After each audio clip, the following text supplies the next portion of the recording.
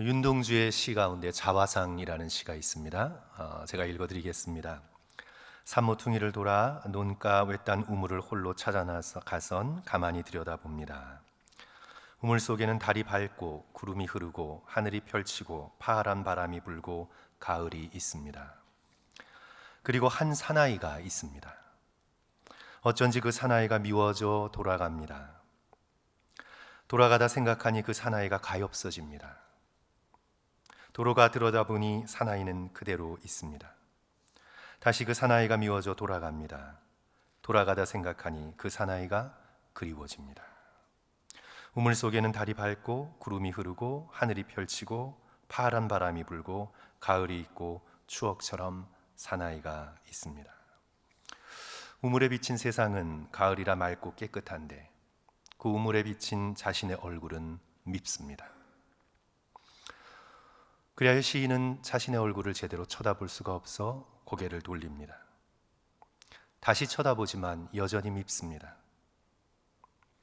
돌아가 보려고 하지만 이제 그 얼굴이 불쌍해집니다. 다시 외면하다가 이제는 그 얼굴이 그리워집니다. 예수님을 부인한 베드로의 심정이 이와 같으리라 생각해 봅니다. 예수님을 부인하던 날 우물을 쳐다보았더라면 그는 차마 자신의 얼굴을 제대로 쳐다볼 수조차 없었을 것입니다. 너무나 미웠을 것입니다. 3번이나 부인하고 저주한 그 얼굴을 없애버리고 싶었을 것입니다. 우물에 비친 자신의 얼굴을 보고 통곡하고 또 통곡했을 것입니다. 그러다가 그 얼굴이 불쌍해졌을 것입니다. 그럴 수밖에 없는 연약함과 비열함에 측은함을 느끼게 되었을 것입니다. 그리고는 자신의 실패의 모습, 그 비열한 모습 그대로를 받아들입니다. 내가 원래부터 그런 비겁자요, 그런 실패자요, 그런 변절자였다는 것, 내가 여태까지 가장하고 연기해왔다는 것, 자신의 본 모습을 깨닫게 되었을 것입니다. 성도 여러분, 성경은 소름 끼치리 많지 정직한 책입니다. 인간에 대한 미화가 전혀 없습니다. 초대교회의 리더인 베드로를, 앞으로 교회를 이끌어가야 할 베드로를 이미지 메이킹을 하지 않습니다.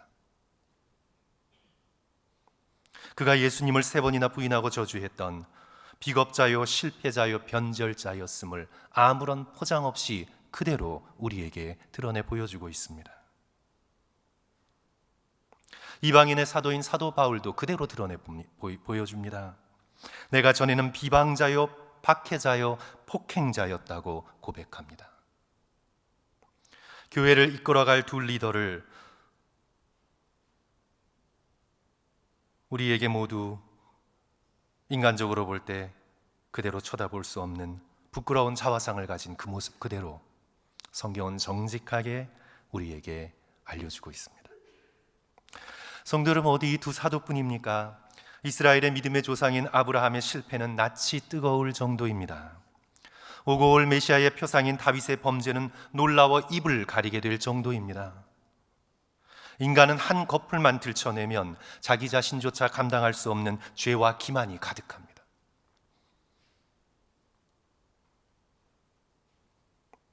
이어령 교수님은 돌아가시기 얼마 전 인터뷰에서 인간을 지옥에 달린 연필이라고 표현을 했는데 재밌는 표현입니다. 연필로 뭔가 자기의 일들을 막 쓰다가도 지워야 되잖아요. 우리의 인생 역시 그런 것입니다. 쓰다가도 지워야 할 부분이 너무 많아요. 우리가 머릿속에 떠오르는 생각들을 모두 다 기록하여 우리의 옆 사람에게 읽어준다면 우리 옆 사람의 한 사람이라도 남아날 사람이 있을까요, 성도 여러분? 우리의 분노, 우리의 정욕, 우리의 시기, 우리의 질투, 우리의 욕망, 우리의 의심, 우리의 판단, 사실 다 지워버려야만 할 더러운 죄된 것들이 너무나 많이 있습니다.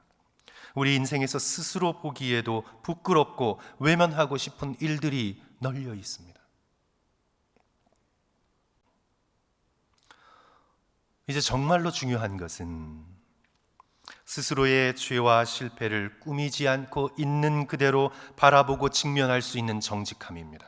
우물을 쳐다보기 힘들어 외면하고 돌아가도 다시 우물로 돌아와 그 얼굴을 마주하고 그 얼굴을 쳐다보고 그 얼굴을 측은히 여기고 그 얼굴이 나의 모습이었음을 그대로 받아들이는 정직함이 우리의 인생 가운데 너무나 필요합니다.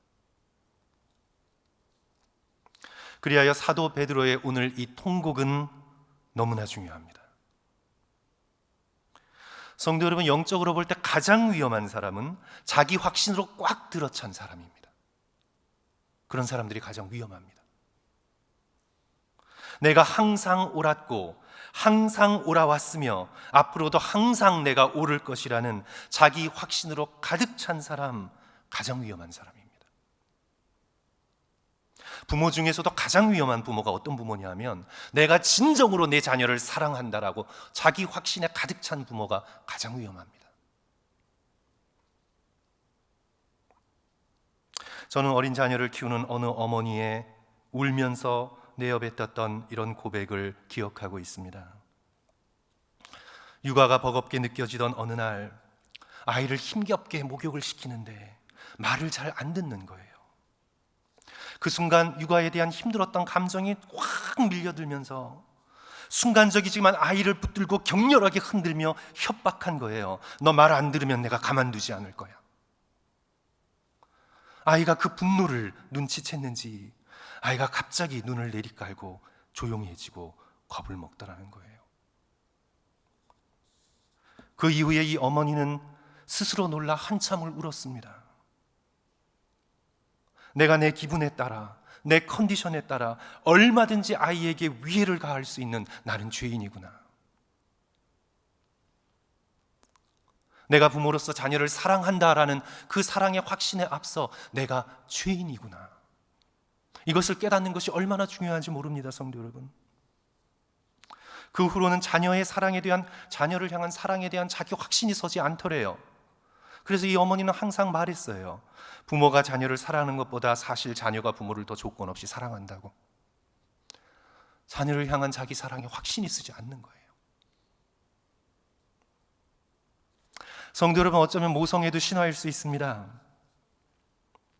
캥거루도 쫓기다가 도저히 견디지 못할 때는 배 안에 새끼를 던져버린다고 해요. 믿어지지가 않죠. 철새도 떠날 때가 되면 못 나는 새끼는 그냥 두고 떠난대요. 우리가 뉴스를 통해 듣듯이 희생하는 부모님들도 정말 많지만 버리는 부모도 적지 않습니다. 우리는 인간이기에 우리의 선한 것 안에도 항상 죄악이 껴들어옵니다. 그래서 지나친 자기 확신은 위험합니다. 목회자도요, 자기가 교회를 개척했고 내가 바로 교회를 가장 사랑했고 내가 바로 교회에 가장 헌신했다고 자기 확신에 가득 찬 목회자가 사실 교회를 가장 어렵게 해요. 역사를 봐도 그래요, 성도 여러분. 히틀러는 100% 자기 확신에 가득 찼던 사람이에요. 자기는 조금도 잘못한 적이 없는 사람이에요. 자기의 결단은 항상 옳아요. 독일 역사뿐만 아니라 인류 역사에 끔찍한 위해를 가져온 인물이에요. 러시아의 스탈린을 보세요. 자기가 항상 옳아요. 러시아 역사에서 가장 피를 많이 흘린 사람이에요. 베드로는 오늘 본문에서 통곡하기 전 자기 확신에 가득 찼던 사람입니다. 예수님을 그리스도여 하나님의 아들이라 고백한 이후 고난의 길, 십자가의 길을 말씀하시는 예수를 가로막고 붙들며 항변하지요. 주여 그리하지 마옵소서. 이 일이 결코 주께 미치지 못하겠나이다. 예수님보다 자기가 되어야 할 일, 앞으로의 일들이 이루어져야 할 일을 더 잘 알고 있다는 확신을 가지고 있었습니다. 주여 당신은 그 길을 걸을 수 없습니다. 예수님께서 십자가를 앞두시고 제자들에게 너희들이 다 나를 버리리라 말씀하실 때 베드로는 어떻게 반응합니까? 모두 다 주를 버릴지라도 나는 결단코 주를 버리지 아니하겠나이다.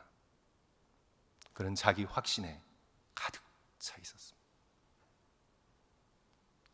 성도 여러분, 이 자기 확신이 깨어지지 않으면 베드로는 쓰임받지 못합니다. 베드로는 자기 확신이 산산조각 나야만 비로소 그리스도를 온전히 따를 수 있습니다. 교회를 온전히 섬길 수 있습니다.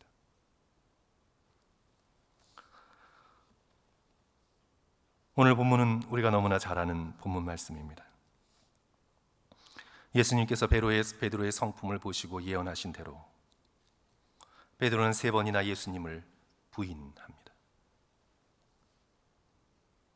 창과 칼을 든 로마의 군인 앞에서 부인한 것이 아닙니다. 어린 여종 앞에서 이 여자여, 내가 그를 알지 못하노라. 또 다른 사람이 베드로를 알아보았습니다. 이 사람아, 나는 아니라. 또 다른 사람이 베드로를 알아보았습니다. 나는 내가 하는 말을 알지 못하노라. 3번, 우리도 가위바위보 할 때 3세판 하잖아요. 3번, 돌이킬 수 없는 확실한 숫자입니다. 베드로의 자기 확신만큼이나 더 확실하게 그는 철저히 예수 그리스도를 부인합니다. 자기 확신이라는 신기루가 사라진 순간 재판받고 계시는 예수께서 그런 베드로를 쳐다보십니다. 오늘 61절, 62절 성도 여러분 다 같이 한 목소리로 읽었으면 좋겠습니다. 주께서 돌이켜, 같이 읽습니다. 시작. 주께서 돌이켜 베드로를 보시니 베드로가 주의 말씀 곧 오늘 닭 울기 전에 내가 3번 나를 부인하리라 하심이 생각나서 밖에 나가서 심히 통곡하니라. 이 예수님의 시선, 이 예수님의 눈빛은 어떤 눈빛이었을까요? 원망의 눈빛이었을까요? 내가 감히 나를 부인해? 책망의 눈길이었을까요? 꼴 좋다, 죽는 자리까지 간다더니만 믿을 사람 아무도 없네, 그런 표정이었을까요? 어떤 눈빛이었을까요? 성도 여러분, 예수님께서 어떤 눈빛으로 베드로를 쳐다봐 주셨다고 생각하시나요? 사랑과 자비와 용서와 긍휼의 눈빛이셨을 것이라 믿습니다. 어떤 눈빛이든 베드로는 이 예수님의 눈빛으로 하여금 말씀을 기억합니다. 베드로는 이 예수님의 눈빛으로 말씀을 생각합니다. 주께서 돌이켜 보시니 베드로가 주의 말씀 곧 오늘 닭 울기 전에 내가 3번 나를 부인하리라 하심이 생각이 나서 예수 그리스도께서 미리 아셨습니다. 미리 그 자기 확신이 무너져야 한다는 것을 아셨습니다. 부인할 것을 알고 계셨습니다. 베드로의 자기 확신이 꺾이는 것은 시간 문제입니다. 알고 계시면서 베드로를 위해 기도하십니다.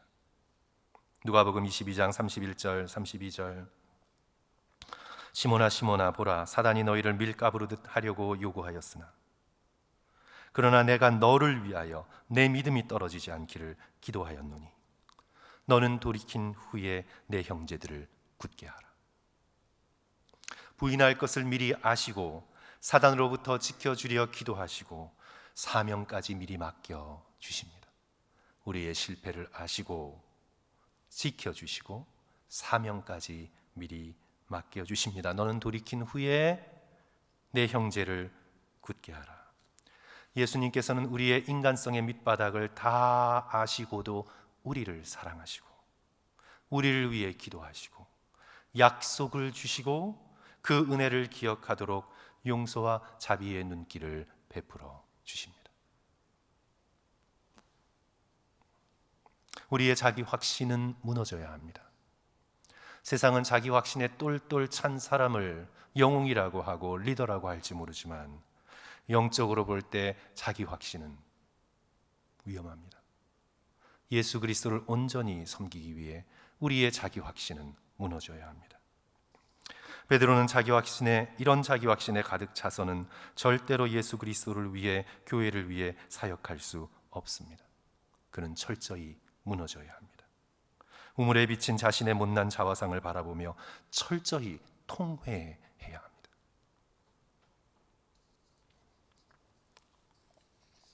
우리의 삶 속에 일어난 모든 크고 작은 실패, 모든 크고 작은 고난은 자기 자신을 믿지 말고 그리스도를 의지하라는 겸손의 초대입니다. 부인하기 이전처럼 그렇게 자기 확신에 가득 찼다면 그가 어떻게 교회를 섬길 수 있었겠습니까? 다메섹에서 눈이 멀기 전 사도 바울처럼 그렇게 자기 확신에 가득 찰수록 교회를 더욱 해하고 하나님의 뜻을 거스르며 그리스도를 핍박하게 되는 것을 우리는 보아봤습니다. 말에서 고꾸라지든지 여종 앞에서 3번 부인하든지 인간은 참으로 겸손한 인간이 되기 위해서는 반드시 부서져야 하고 반드시 무너져야 합니다. 무너지고 부서지는 것이 은혜입니다. 이제 고난과 실패 속에서 우리는 비로소 자기 자신을 신뢰하는 것이 아니라 오직 하나님만을 의지하는 참 겸손을 배우게 됩니다. 쓰러진 자리에서 자기 확신으로 오뚜기처럼 일어나는 것이 우리 성경이 바라고 있는 바람직한 인간상이 아니고 자신의 자기 확신이 다 무너진 다음에 비로소 그리스도를 의지하여 일어나는 것, 그리스도의 약속, 그리스도의 기도, 그리스도의 우리에게 사명 맡겨주시는 그 은혜를 의지하여 일어나는 것, 그것이 바로 참된 겸손이요 참되게 겸손한 자만이 주의 참된 도구가 되는 것을 우리는 배워야 되겠습니다. 고린도후서 1장 8절에서 9절 사도 바울은 이렇게 말씀합니다. 형제들아, 우리가 아시아에서 당한 환난을 너희가 모르기를 원하지 아니하노니 힘에 겹도록 심한 고난을 당하여 살 소망까지 끊어지고 우리는 우리 자신이 사형 선고를 받는 줄 알았으니 이는 우리로 자기를 의지하지 말고 오직 죽은 자를 다시 살리시는 하나님만 의지하게 하심이라. 우리의 모든 고난, 우리의 모든 넘어짐, 우리의 모든 실패, 상처와 아픔은 그 원인이 어디 있던 누구에게 있던 간에 결국은 자기를 의지하지 말고 하나님만을 겸손히 의지하라는 겸손의 초대인 것을 우리는 기억할 수 있었으면 좋겠습니다. 성도 여러분, 베드로는 이 사건, 이 무너짐의 사건 때문에 그는 이제는 자기를 의지하지 않고 오직 그리스도만을 의지합니다. 참된 기도의 생활이 여기에서 시작됩니다. 성도 여러분, 기도가 무엇입니까? 나의 마음만 가지고는 살아갈 수 없습니다. 나의 능력만 가지고는 오히려 사람들을 해칩니다. 그러니 하나님께서 주시는, 그리스도께서 주시는 능력으로 오늘 하루 살아갈 수 있도록 제게 힘을 주소서. 이것이 기도죠. 기도는 겸손한 자만이 하나님을 향해 올릴 수 있는 것입니다. 자신을 내세우지 않고 그리스도만을 내세웁니다. 자신을 믿지 않고 자기를 믿을 수 없으니까 형제 자매들의 지혜와 기도를 의지합니다. 겸손하게 모든 일을 함께 나누며 기도와 간구로 성령에 이끌려 함께 주님의 길을 걸어갑니다. 베드로는 겸손히, 비로소 겸손히 주께서 맡겨주신 양떼를 이끌 수 있는 자질을 획득하게 되었습니다.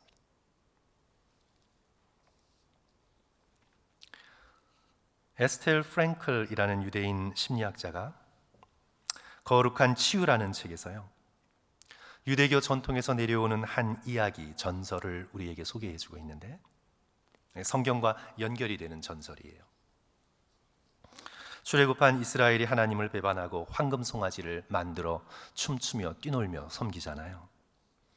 이제 우리가 출애굽기 32장에서 읽는 대로 모세가 하나님의 거룩한 산에서 십계명을 받아 그것을 마음에 품고 내려오면서 그 장면을 목격하고는 십계명 2돌판을 땅에 던져버리죠. 그리고는 2돌판이 산산조각이 납니다. 하나님의 말씀이 산산조각이 나요. 이제 여기서부터 전설이에요. 이 두 판이 깨어져서 산산조각이 났을 때 비로소 이스라엘 백성들은 자기들의 잘못을 깨닫기 시작합니다. 그리고는 산산이 조각난 그 십계명 돌 조각들을 주워 모아 그 앞에서 울며 통곡을 합니다. 그 후에 출애굽기 34장에 기록된 대로 하나님께서는 새로운 돌판을 주어 그 위에 다시 십계명을 새기게 하시죠.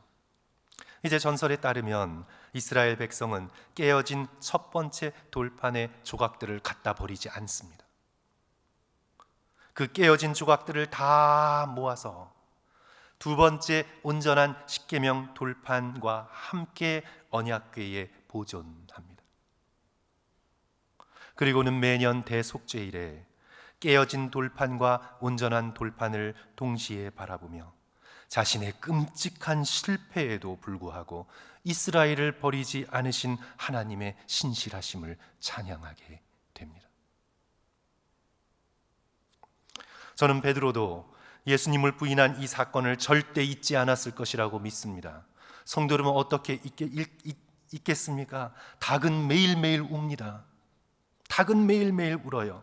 닭 울음소리를 들을 때마다 베드로는 매일매일 기억할 수밖에 없었을 것입니다. 매일매일 자신의 실패에도 자신에게 양떼를 맡겨주신 그리스도의 은혜를 기억했을 것입니다. 매일매일 닭 울음소리를 듣고 하루를 시작할 때마다 내가 나를 믿을 수 없지, 내가 나를 의지할 수 없지, 내가 실패자요, 비방자요, 행악자요, 변절자였지, 나는 나를 절대 믿을 수 없습니다. 주님, 내가 나를 믿고는 오늘 내가 어떤 일을 저지를 수 있을지 나도 모르겠습니다. 주님, 그러니 지금 나를 의지하지 않습니다. 주님을 의지합니다. 예수님을 바라봅니다. 주님의 십자가의 사랑과 그 희생만을 의지하여 오늘 하루 제가 겸손히 살아가겠습니다. 주님, 그는 매일매일 닭 울음소리를 듣고 깰 때마다 자기를 의지하지 않고 오직 예수 그리스도만을 의지했을 것입니다. 사랑하는 성도 여러분, 우리도 이 베드로의 겸손을 배워나갈 수 있었으면 좋겠습니다. 인생에 지워버리고 싶은 수많은 죄와 실패와 자신의 연약함을 정직하게 들여다보며 그 가운데서도 여전히 우리를 사랑하시고 여전히 우리를 위해 기도하시고 여전히 사명을 우리에게 맡겨주시는 예수 그리스도만을 의지하여 오늘 하루를 살아가시는 저와 성도들 되시기를 주님의 이름으로 간절히 축원합니다.